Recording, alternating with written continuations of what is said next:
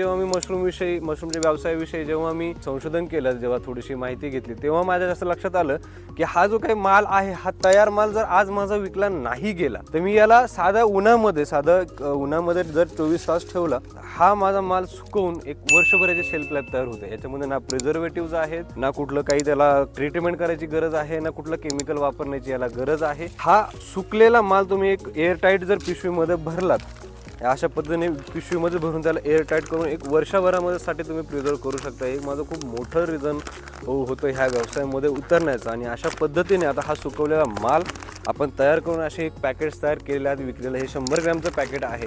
ते साधारणतः 150-200 रुपयापर्यंत 100 ग्रॅमच्या पॅकेटला आपल्याला रेट मिळतो. म्हणजे साधारणतः तुम्हाला 1000 रुपये किलो या 1500 रुपये किलोपर्यंत याचा तुम्हाला रेट मिळू शकतो. तुमच्या मालाच्या क्वालिटीप्रमाणे होलसेलिंग तुम्हाला याला रेट मिळत असतो.